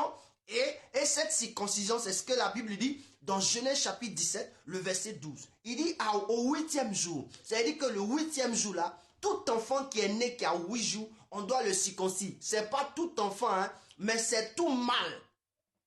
Et précisément tout mâle. Les femmes n'ont rien à voir avec la circoncision. Comme hier, nos parents l'ont fait et certains continuent de le faire. Ils sont en train de circoncire les femmes comme si les femmes étaient des mâles. La Bible parle d'un mâle. La femme, elle est femelle. Comment est-ce que tu peux circoncire quelqu'un qui n'a pas un bâton magique, qui n'a pas un bâton? Tu es en train de dépraver la personne, déshonorer la personne. Parce que tu es en train d'entrer dans l'intimité de cette personne. Or, le bâton magique, c'est pas, tu n'entres pas. Il est hors de l'intimité. C'est pourquoi je veux dire à quelqu'un, quand vous croisez ces genres de personnes, c'est aller à l'encontre de la loi divine. Et qui va à l'encontre de la loi divine a péché contre Dieu et se rebelle contre Dieu. Et ce dernier-là, lorsqu'il rencontrera Dieu, Dieu sera son ennemi. Et Dieu va le considérer comme son ennemi. Donc ici, on dit que c'est la circoncision appartient uniquement aux garçons et aux garçons. Ce sont les hommes masculins. Les femmes, les hommes féminins ne font pas part de la circoncision. Donc le 8e jour parle de la circoncision précisément de tout mâle. Et je vais te donner ce que c'est la circoncision plus tard. Mais je te dis, le 8e jour, qu'est-ce que ça fait? Parle de la circoncision de tout mâle. Et donc, c'est ce que nous venons de lire. Or, la circoncision, c'est quoi? C'est enlever le prépuce autour du pénis. C'est-à-dire que le pénis est recouvert d'une couverture et on enlève le prépuce. C'est-à-dire qu'on enlève cette peau qui couvre le pénis là pour que le pénis soit libre. C'est la circoncision. Et la seule identité de personne qu'il a, c'est l'homme. Donc, je te donne cela. Quand tu vas dans Genèse chapitre 21, le verset 4, alors on trouve là, on dit l'alliance de Dieu avec l'homme. On va dans Genèse chapitre 17, verset 12, c'est l'alliance de Dieu avec l'homme. Et donc, ici, quand vous entrez dans Deutéronome, je vais lire Deutéronome chapitre 30, verset 6. Là-bas, regardez, Deutéronome chapitre 30, verset 6. Voici ce qu'il dit. L'Éternel ton Dieu circoncira ton cœur et le cœur de ta postérité, et tu aimeras l'Éternel ton Dieu de tout ton cœur et de toute ton âme afin que tu vives. Ici, Deutéronome, ici te révèle déjà que parlant de la circoncision, Dieu ne veut pas faire référence au pénis de l'homme seulement, mais Dieu veut faire référence au cœur de l'homme. Et donc, il parle, parlant du pénis, il veut voir le cœur de l'homme. Est-ce que tu comprends? Il veut voir le cœur de l'homme qui doit connaître ce qu'on appelle la circoncision. On est toujours dans l'Ancien Testament et Dieu se révèle ainsi. Donc la circoncision va maintenant, qui est faite au niveau du mâle, va s'étendre sur tous les êtres humains par quoi? Deutéronome chapitre 30, verset 6, qui veut parler de quoi? Du cœur humain. Et donc quand on révèle au cœur humain, la femme a un cœur, l'homme a un cœur. Puisque c'est de l'homme que la femme est sortie, alors le cœur que l'homme a et que la femme a leur donne d'avoir un cœur qui doit être circoncis. Et là, on se trouve dans le cœur. On ne se trouve plus maintenant au niveau du sexe masculin. Amen. Donc, j'ai pris cet exemple pour vous montrer que le chiffre 8, qui est le mystère de Jésus, nous parle de la circoncision. 2. Le chiffre 8 aussi nous parle du nom, de la nomination. C'est-à-dire, quand tu lis Luc chapitre 2, verset 21, on dit le 8e jour, on donna un nom à Jésus. Et ce nom qu'on lui donna, c'est avant qu'il ne soit dans le sein de sa mère. Donc, Jésus, c'est un nom qui est venu avant que la femme ne soit conçue dans le sein. Donc, il porte un nom prophétique. Donc, le 8e jour veut dire aussi porter un nom qui est un nom prophétique. Porter un nom, c'est le nom qu'on porte. Au 8e jour, quand on donnait à Jean, on devait donner au fils de Zacharie, son fils, un nom. Ils ont dit c'est Zacharie. On dit non. Son père Zacharie a dit, il a écrit Jean. Il dit, il sera appelé Jean. Parce que c'est le nom qu'on m'a donné avant même qu'il ne soit conçu. Donc quand il a dit, il s'appellera Jean, alors ce jour-là, Dieu a ouvert sa bouche, il a délié sa langue et Zacharie a parlé parce qu'il était déjà muet, ça faisait 1 an. Je veux dire à quelqu'un, le chiffre 8 parle de la nomination. C'est-à-dire qu'on doit te nommer. C'est pourquoi vous allez regarder dans Genèse chapitre 17, Dieu va nominer Abraham. Dieu va changer le nom d'Abraham, Abraham à Abraham. Parce qu'il ne peut pas pouvoir faire un recommencement sans qu'il donne une nouvelle identité. Pour un recommencement, il faut une nouvelle identité de nom. Pour un recommencement, il faut une nouvelle identité de personne. Pour un recommencement, il faut une nouvelle... il faut une nouvelle identité de personne. Oui, j'ai dit. Il y a deux choses qui important. Pour un recommencement, il faut une nouvelle identité de nom. Pour un recommencement, il faut une nouvelle identité de personne. Or, la nouvelle identité de personne se lie à la circoncision et la nouvelle identité de nom se lie au nom que la personne va porter, qui est un nom prophétique qui va agir sur sa vie. Donc, le 8e jour, voici ce que ça nous donne. Alléluia. Alléluia. Je crois bien que vous me suivez. Maintenant, je veux entrer plus en profondeur du 8e jour. Je me suis posé la question, pourquoi Dieu, parmi l'organe de l'homme, il a choisi la partie intime de la personne masculine afin de pouvoir faire une alliance? Pourquoi Dieu a choisi cela? Il y a toujours une révélation. Dieu ne fait rien pour rien. Dieu fait parce que la loi ou sa parole vit. Où il prend appui sur sa parole pour l'exécuter. Dieu regarde l'homme. Il pouvait prendre la bouche de l'homme. Il pouvait circoncire la langue de l'homme. Il pouvait circoncire le cœur ou bien la main de l'homme. Il pouvait circoncire quelque part. Mais Dieu choisit la partie intime de l'homme masculin pour dire qu'il faut que là, il y ait un choix, c'est-à-dire qu'il y ait une alliance. Pourquoi? C'est là-bas Dieu choisit. La réponse, quand je vais chercher à comprendre, Dieu va me faire comprendre que la partie intime masculin a la capacité d'entendre. Écoute-moi bien, écris. Le chiffre, pourquoi il choisit la partie masculine, le bâton le bâton du pèlerin. Pourquoi il choisit le bâton magique? C'est parce que ce bâton a la capacité d'entendre. Au son de la voix, ce monsieur se dresse. Au son de la voix, ce monsieur se lève. Au son de la voix, ce monsieur est prêt. Il dit la capacité d'entendre. Il dit ce lieu aussi a la capacité de s'imaginer. Il a les pensées. Il a les pensées. Je vais t'expliquer tout à l'heure. Je dis quelqu'un, quand tu entres dans le domaine de ce qu'on appelle l'amour et que tu découvres l'amour d'une personne que tu aimes, quand tu entends seulement que sa voix, tout ton corps est en mouvement. Mais le masculin, le corps du masculin est plus en mouvement à partir de son pénis parce que ça lui réveille, ça réveille ses sentiments, ça réveille quelque chose. Et cela se révèle au niveau du pénis de l'homme.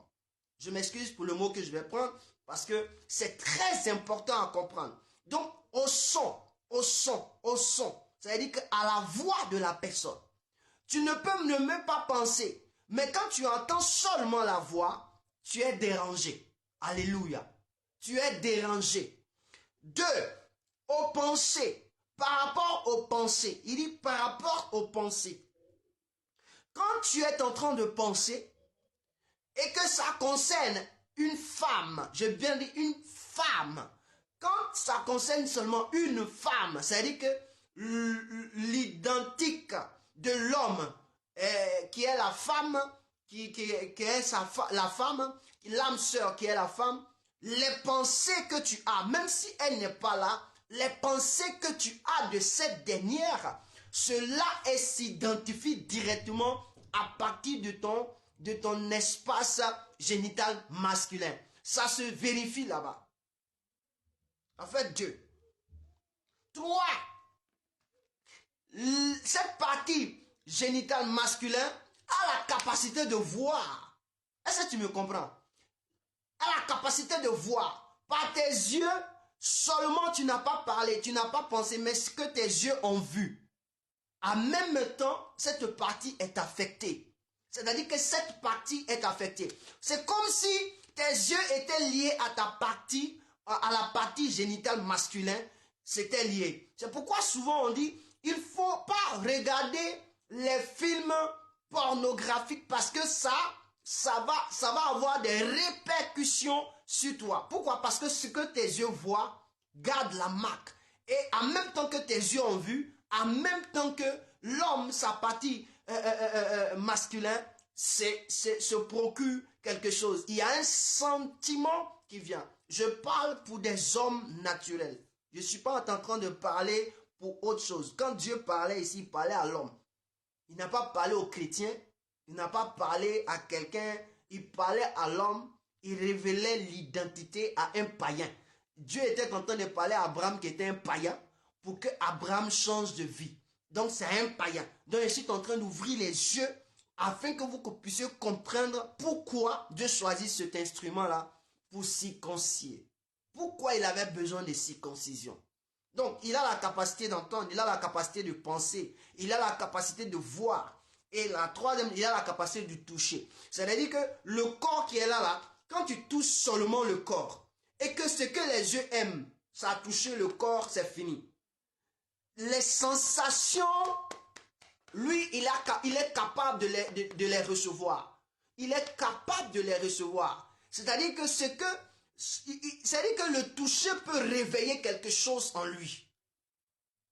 Et donc, quand Dieu regarde ce poste, c'est-à-dire que ce lieu du masculin, il voit que ce lieu a 3 dimensions. C'est-à-dire que la partie masculine de l'homme a 3 dimensions. Il a la dimension de l'esprit, il a la dimension de l'âme et il a la dimension du corps. Je m'explique. Parce qu'il a choisi cet espace, il a la dimension de l'esprit. C'est-à-dire que ce qu'il entend et ce qu'il pense, c'est l'esprit. Parce que la Bible, c'est que ce que je suis en train de vous dire sont esprit et vie. C'est pas ça? Ce que vous entendez là, les paroles que je vous dis sont esprit et vie. Donc ce qu'il entend, Et ce qu'il pense, c'est dans l'esprit. Donc ça, c'est le côté esprit de la partie génitale de l'homme. Le côté âme, c'est quoi? C'est la partie visuelle. Visuelle, la vue, ce qu'il voit. Amen. La Bible déclare que ce qui peut affecter ton âme, c'est ce que tu vois et puis c'est ce que tu entends. Tu vois? Il y a deux choses, ce que tu vois et ce que tu entends. Donc tu vois que même lui encore revient ici. Donc la partie visuelle de la chose, c'est relié à son âme. Et donc, la partie masculine, la partie génitale masculin a la capacité à une âme. Donc c'est son âme qui favorise certaines choses de lui. Amen. Et la troisième des choses, le côté touché, c'est le corps. Parce qu'on ne peut pas toucher quelque chose qu'on ne voit pas. On touche quelque chose qu'on a la capacité de voir, on a la capacité de... Donc, la partie de cet homme-là a trois dimensions. Or, ces trois dimensions-là, c'est ce que Dieu avait déjà fait de l'homme.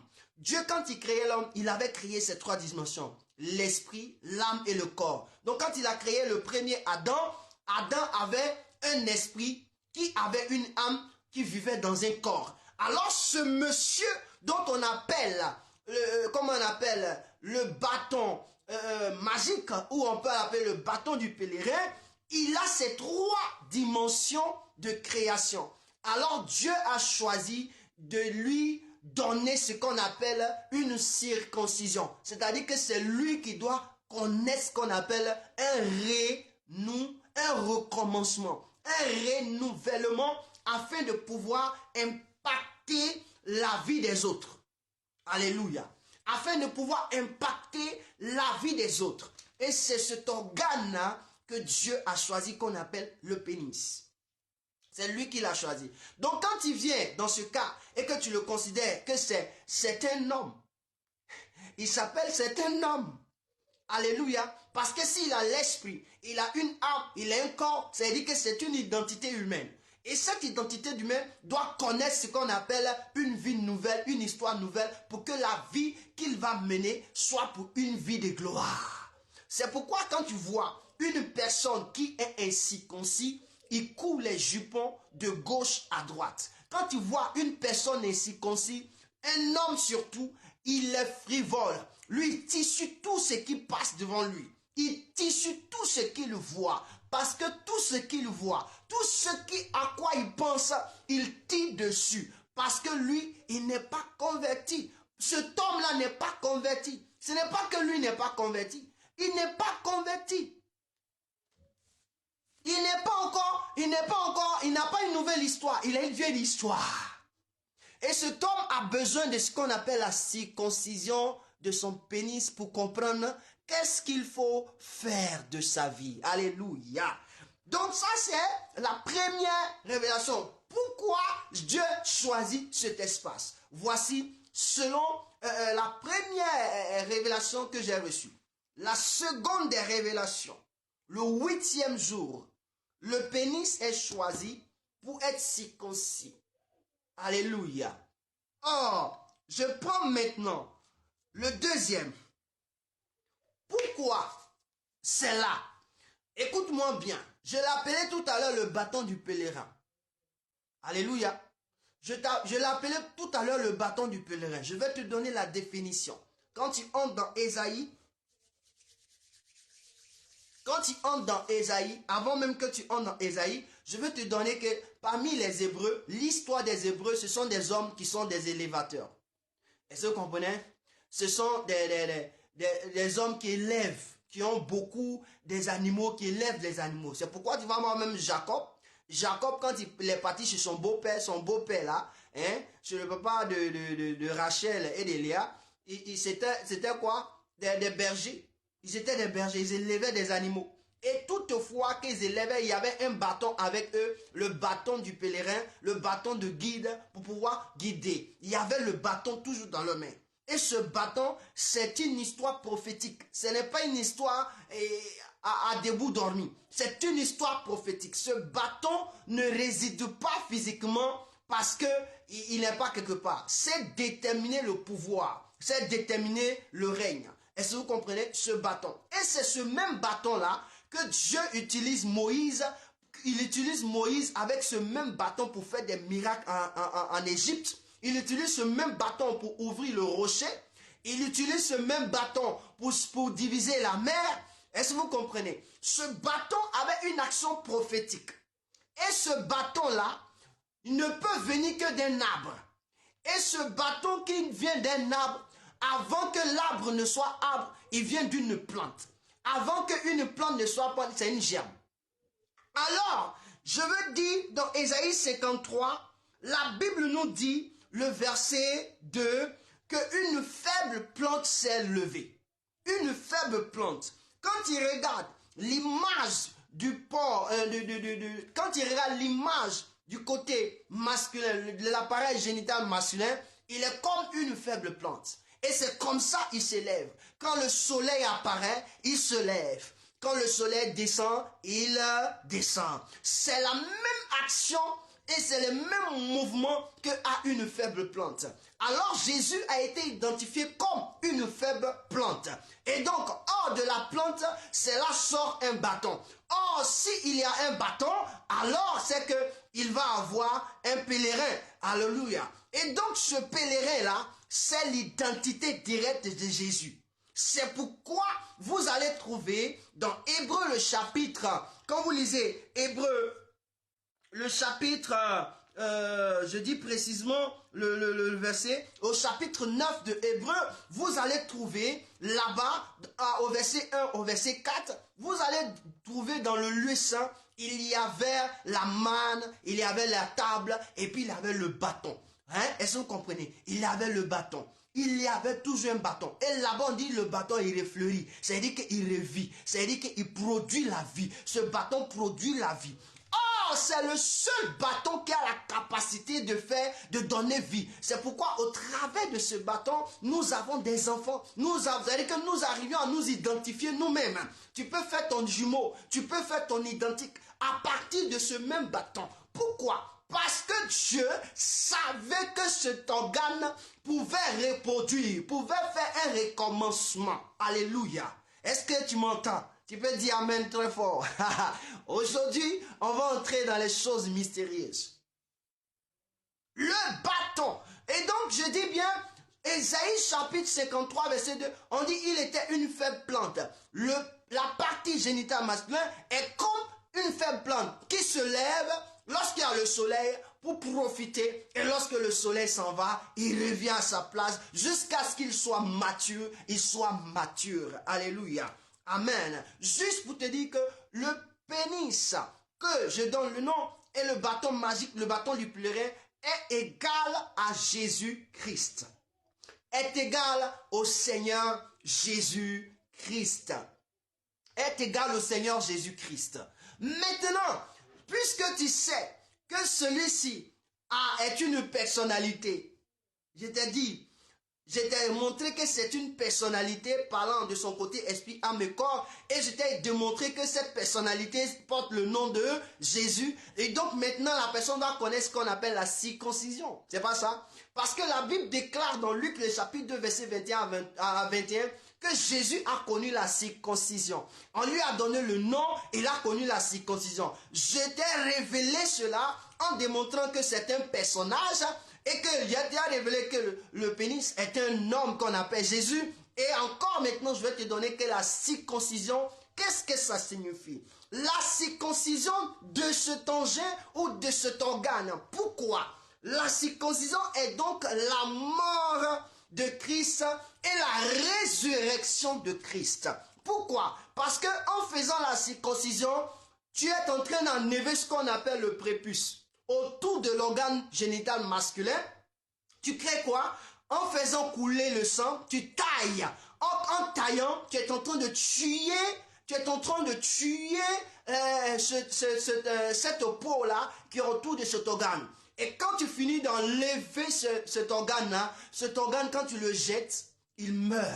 Et quand cet organe, il meurt, alors l'appareil qui est là, l'organe génital, l'homme, qui a été sauvé, enlevé, sur lequel on a levé cette peau-là, revient maintenant. Donc c'est une nouvelle identité qui est là, mais il y a une vieille identité qui va mourir, qui est la peau. Donc le prépuce, c'est la mort de Christ à la croix, parce qu'à la croix, son sang a été versé. Sur quoi? Sur un bois. Sur un bois. Vous avez compris? Sur la croix. C'est là son sang a été cloué. Il a été cloué, il a été tué, il a été achevé. Donc ici, on l'a achevé à partir des clous. Et les clous, c'est un objet tranchant, un fer. C'est ce même fer qu'on utilise pour trancher. Est-ce que vous comprenez? Et donc, le prépuce, c'est la mort. Et maintenant, ce qui reste du réel organe, c'est ce qu'on appelle la vie, c'est le renouvellement du recommencement. Alléluia. C'est le chiffre 8 qui est là. Et renouvellement du recommencement. Alléluia. C'est le recommencement d'une vie nouvelle. Donc, cette chose avait une vie, mais elle a une vie nouvelle. Et maintenant, on va l'identifier sans son prépuce. C'est pourquoi Jésus, quand il est mort, quand le prépuce meurt, qu'est-ce qui s'est passé?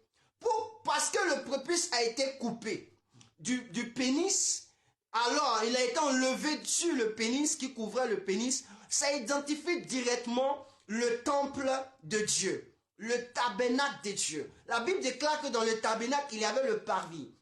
Il y avait le lieu saint et il y avait le lieu saint.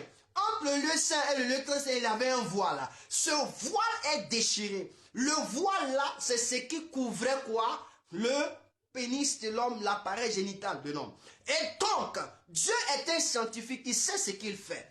Et donc, lorsque le jour où on a circoncis Jésus, on a décidé prophétiquement parlant de pouvoir enlever le voile du temple pour que tout le monde ait accès au lieu très saint afin de bénéficier de la grâce de Dieu. Parce que c'était dans le lieu très saint qu'on retrouvait le bâton du pèlerin d'Aaron, le bâton que Moïse et Aaron se sont servis pour faire des miracles, où on retrouvait aussi les tablettes, la parole de Dieu, où on retrouvait encore, comme on appelle, d'autres choses. C'est pourquoi la manne. Et donc, cette parole-là devait s'accomplir. Mais pour qu'elle s'accomplisse, il faut que le physique de l'homme vive cela. Et donc, c'est pourquoi Abraham a vécu cette séance et Jésus aussi l'a vécu pour que cela s'accomplisse parce qu'elle avait été prophétiquement révélée. Et Dieu a conçu l'homme masculin afin de révéler la prophétie, d'accomplir ses desseins. C'est pourquoi je veux dire à quelqu'un, tu n'es pas né au hasard. Si tu es né, ta naissance, c'est pour une mission prophétique que Dieu a fait. Ta naissance a été faite par Dieu pour que tu accomplisses une mission qui a été déjà écrite spirituellement. Et l'histoire de ta vie ne peut que se réaliser à partir de toi. Ça ne peut pas se réaliser à partir de quelqu'un d'autre. C'est pourquoi Jésus, quand il est mort, le voile est déchiré et tout le monde a eu accès maintenant à la gloire, à toucher le pèlerin, le bâton du pèlerinage, le bâton qui refleurit, le bâton qui a la capacité de donner la vie, qui a la capacité de produire ce bâton-là. En un mot, je veux dire à quelqu'un, la circoncision de Jésus, qui est la mort et sa résurrection, fait partie de ta vie. Si tu n'as pas Jésus, si tu ne reçois pas Jésus comme ton Seigneur et ton Sauveur, si Jésus ne t'a pas rencontré, tu es un homme qui est foutu dans la vie. Tu vas faire tout sur la terre. Lorsque tu finiras, tu pars directement à l'enfer. C'est comme si tu n'avais pas été choisi. Mon frère, je veux dire à quelqu'un, Jésus est la personne qui est venue nous démontrer qu'il est l'image de la préfiguration que Abraham a eue. La préfiguration de la circoncision que Dieu a établie avec Abraham, c'était l'histoire préfigurative de Jésus qui devait s'accomplir. C'est-à-dire que la mort et la résurrection de Jésus, qui était la personne censée pour délivrer notre vie. À 99 ans, pour pourquoi Abraham, Dieu décide à le circoncire à 99 ans et non pas 86 ans, non pas 75 ans quand il a appelé. Il a choisi 99 parce que c'est le 9-9. Or, quand on parle de 9, le chiffre 9, c'est le don. Quand on parle du chiffre 9, ça fait 7 plus 2. Or, le chiffre 2 parle du témoin. Donc, il devait faire 9-9 qui représente le témoin du don. C'est pourquoi Jean chapitre 4, le verset... Jean chapitre 4, à partir du verset 10, si je ne me trompe pas, Jésus va dire à la femme samaritaine, écoute, si tu connaissais le don de Dieu qui était devant toi, tu aurais toi-même demandé. Il dit, si tu connaissais le don de Dieu, Jésus reconnaît qu'il est le don de Dieu, qui a lui fait aussi don, il est le double des dons. C'est-à-dire, il est un don. Jean chapitre 13, Jean chapitre 3, verset 16 dit, car Dieu a tant aimé le monde qu'il a donné. Qui? Jésus. Jésus dit, je donne ma vie, non pas parce qu'on me l'arrache, je la donne parce que je l'ai donnée. Donc il est le double des dons. Dieu a donné, Jésus aussi donne. Donc il est le don. Il était 99. Donc c'était la révélation qu'à 99 ans, de la 99 ans où Dieu a décidé de circoncire Abraham, c'était le révéler l'identité de Christ qui va venir, que c'est un double don que nous allons recevoir dans notre vie afin que notre vie soit transformée. Parce que ce n'était pas un seul don qui pouvait nous sauver, c'était le double des dons. C'est pourquoi Jésus était obligé de venir voir la Samaritaine et lui parler du don de Dieu. Alléluia. Et lui parler du don de Dieu. Donc le chiffre 99 parle du don. Le don, le témoin du don. Or, c'est lui, Jésus, qui est le témoin donateur de Dieu et qui est capable de changer le cours de l'histoire. Quand la femme a compris cela, la Bible déclare qu'elle a converti tout un peuple en les envoyant à Christ. Alléluia. Je veux dire à quelqu'un, Jésus est le chemin et la vérité. Jésus est la personne, est le visa ou le passeport pour entrer dans le paradis, ou le passeport pour aller à l'au-delà, ou le passeport pour entrer dans le royaume de Dieu. Si tu n'as pas Jésus en toi, tu es l'homme le plus foutu. Tu es la personne la plus foutue du monde. Parce que Jésus, il est la personne par laquelle Dieu a créé ce monde et par laquelle Dieu sauve ce monde. C'est pourquoi je veux dire à quelqu'un, si tu n'as pas encore reçu Jésus, tu entends parler de Jésus, tu entends les hommes parler de Jésus matin, midi et soir, sur les réseaux sociaux, sur les plateformes, et que ça ne te dit rien, je veux te dire une seule chose, laisse tout tomber. Parce que sans cet homme-là, tu es un homme perdu dans le film. Nous sommes dans un monde qui est un film pour Dieu. Je dis bien, nous sommes dans un monde qui est un film pour Dieu. Dieu a déjà mis ses acteurs. C'est un film où tu es un spectateur, où tu es un acteur. C'est pourquoi je veux dire à quelqu'un, mais je crois que Dieu nous a mis en tant qu'hommes. Nous devons être des acteurs. C'est pourquoi lorsqu'il créait le monde, il a dit, créons l'homme à notre image, afin qu'il domine. Donc l'image de Dieu est que l'homme soit un acteur. C'est l'acteur, c'est l'homme qui met les choses en mouvement. Et toi, tu es venu dans ce monde pour ne pas mettre les choses en mouvement pour Dieu, mais tu as préféré mettre les choses en mouvement pour ce monde. C'est-à-dire que quand tu mourras, ce monde ne pourra pas te racheter parce que Dieu va te demander, tu n'as pas mis les choses en mouvement pour moi, mais tu l'as mis pour le monde éphémère. La Bible déclare que nous ne sommes pas de ce monde. Parce que nous avons un esprit. Écoute-moi bien. Dieu est en train de t'ouvrir les yeux. Que la circoncision, ce n'est que la révélation prophétique de la mort de Christ à la croix pour toi et pour moi. C'est-à-dire qu'un homme qui est circoncis, c'est celui qui a reçu Jésus comme son Seigneur et Sauveur. Un homme qui a Jésus dans sa vie, ce n'est pas celui qui va à l'église, ce n'est pas celui qui prophétise, mais c'est celui qui croit au Seigneur Jésus comme Seigneur et Sauveur et qui vit selon la vie de Christ et qui marche selon la vie de Christ. Alléluia. Ce n'est pas celui qui porte les manteaux, ce n'est pas celui. Parce qu'il y a aussi aussi Balaam qui était prophète, qui était un homme qui parlait, qui prophétisait, qui disait ces choses, mais il n'était pas de Dieu. Moïse était de Dieu, mais Balaam n'était pas de Dieu. Oui, il peut avoir des prophètes, tu peux avoir des prophéties, tu peux faire des guérisons, mais tu n'as pas Jésus. Pourquoi? Parce qu'il n'est pas ton Seigneur, ton Sauveur. Et tu ne vis pas comme Christ le veut. La Bible déclare que Christ n'est pas venu pour accomplir ses desseins personnels, il est venu accomplir les desseins de Dieu. Parce que ce qui a été fait dans la vie d'Abraham hier, c'est ce que Christ est venu accomplir. C'est pourquoi quand Christ a accompli cela, la parole qui termine là, sa mort sur la croix, il dit tout est accompli. Pourquoi? Parce que ce que Abraham a vécu dans sa chair, c'est ce qu'il a vécu en lui-même, proprement dit dans sa chair. Mais c'était une dimension spirituelle qu'il venait d'opposer à la réalité, afin que la réalité soit impactée par cette dimension. Et c'est ce qui fait de nous des hommes et des femmes sur terre. Alléluia. Waouh. Dieu, tu es puissant et tu es merveilleux. 99 ans, Dieu va décider de circoncire Abraham. C'est parce qu'il voulait révéler qu'il y a un don parfait qui va venir. Un don qui va témoigner de lui. Un don qui va accomplir ses désirs. Par lequel nous serons sauvés. Et puisque nous sauve, la Bible déclare que Jésus était venu pourquoi? Pour sauver son peuple de ses péchés. Or, le salaire du péché, c'est la mort. Donc, le fait qu'on taille le prépuce du pénis, qu'on l'enlève, on a créé la mort.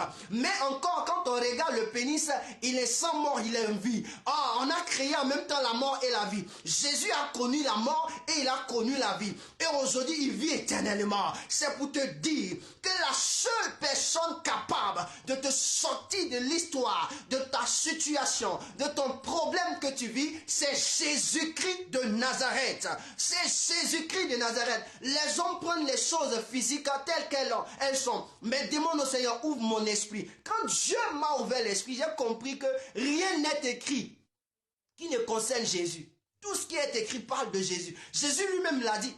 Il dit tout ce qui est écrit parle de moi. Tout ce qui est écrit de la loi parle de moi. Tout ce qui est écrit de la loi parle de moi. Et je suis venu pour les accomplir. C'est pour te dire que Jésus est la solution. Jésus est ton salut. Le mystère du 8e jour de Jésus, c'est ton salut. C'est ta délivrance. C'est ta restauration. Il faut que tu comprennes cela et que tu saisisses cette occasion pour dire à Jésus, je veux et je te veux parce que tu es le créateur de ma vie. C'est toi qui m'as sauvé. C'est toi qui m'as réussi. Oh, Makalabasha. Tu souffres parce que Jésus n'est pas entré dans ta vie. Tu souffres parce que Jésus ne t'a pas encore rencontré. Je veux dire, Jésus s'est déplacé pour venir sur la terre. C'est pourquoi aujourd'hui, au travers moi, Jésus se déplace pour te rencontrer sur la plateforme. Jésus se déplace pour te rencontrer sur cette plateforme, sur les réseaux sociaux, au travers moi, pour dire, me voici, tu veux m'accepter. Si tu dis oui, il entre aujourd'hui avec toi. Il sera avec toi.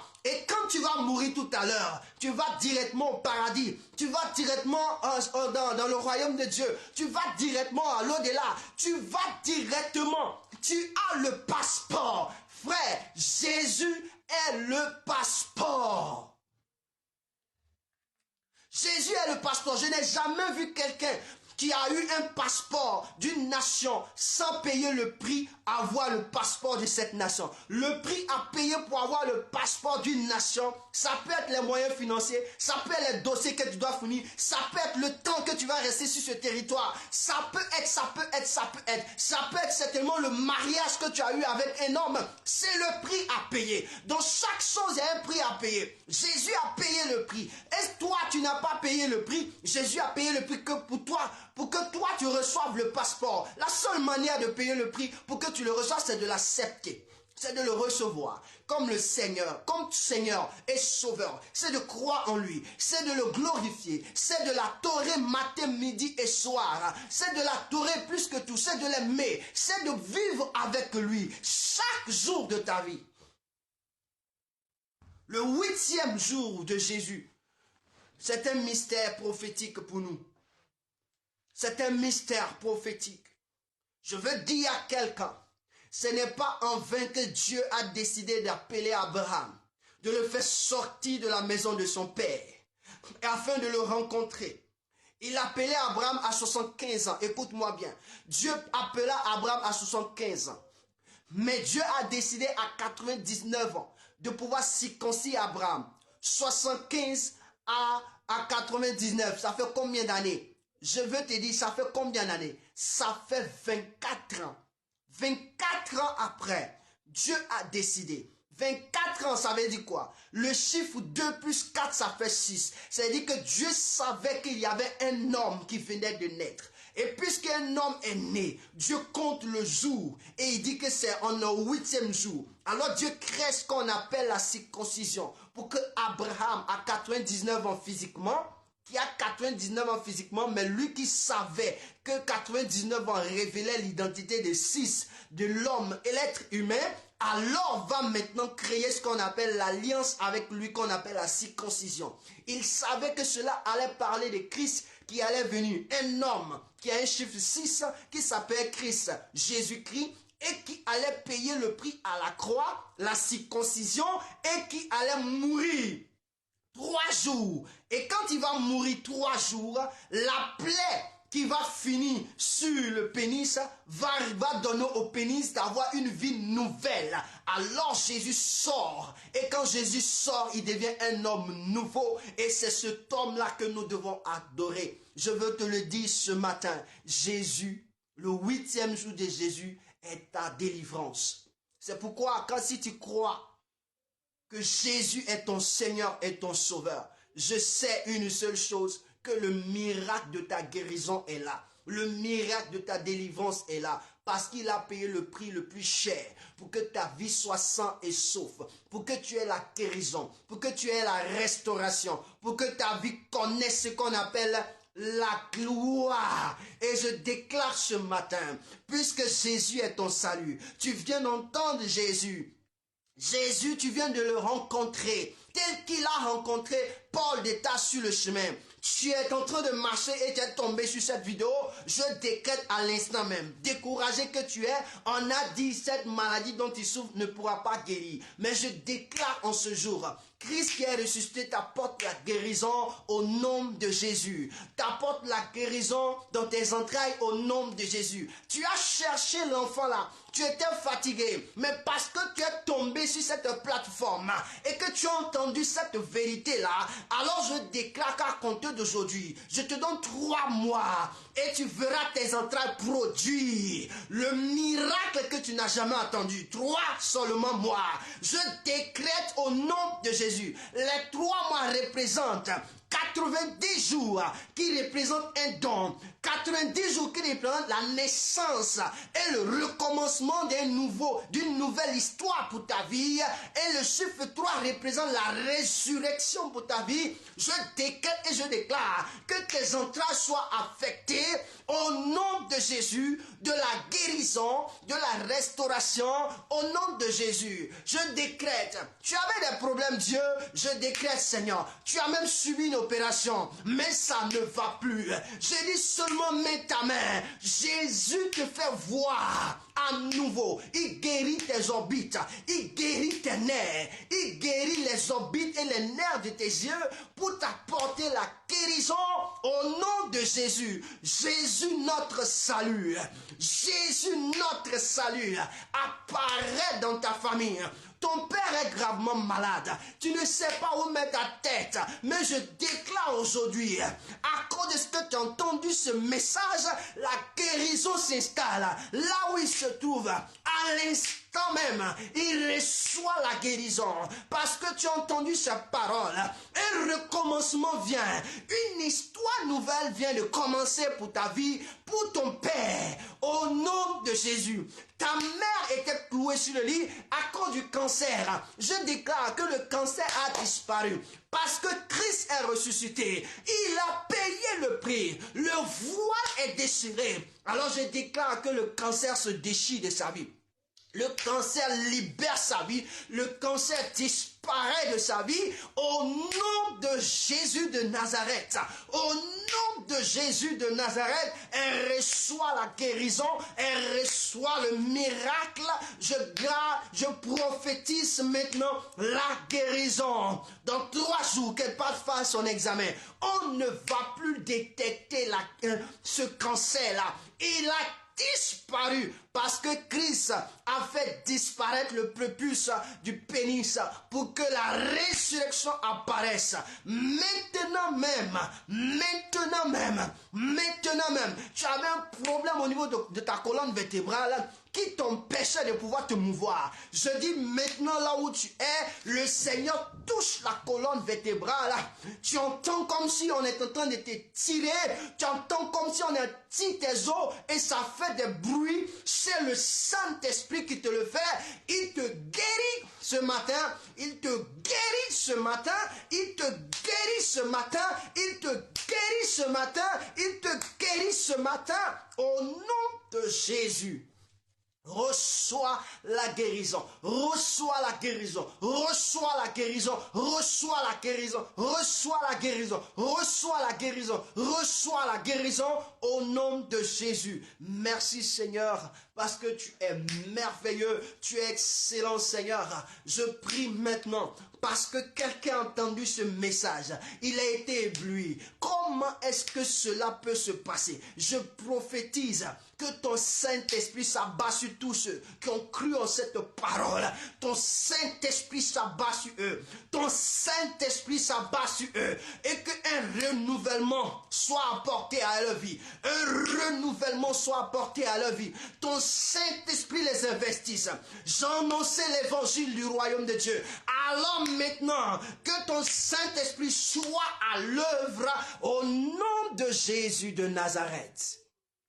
Que ton Saint-Esprit soit à l'œuvre au nom de Jésus de Nazareth. Ton Saint-Esprit impacte la vie au nom de Jésus de Nazareth. Que ton Saint-Esprit resplendisse dans la vie au nom de Jésus de Nazareth. Dans tous les plans de la vie, que son Saint-Esprit abrite au nom de Jésus. Qu'une vie de quelqu'un commence, une vie nouvelle commence, une histoire nouvelle commence au nom de Jésus. Parce que tu es notre salut, Jésus. Malezarabashandala kande. Liza barakoto lo shakayado sharabakandela. Lizarabashe kayado shara. La barise etala. Lizotaria zoka. Je dis que Jésus-Christ, sans Jésus-Christ de Nazareth, pas de délivrance, de salut et de résurrection.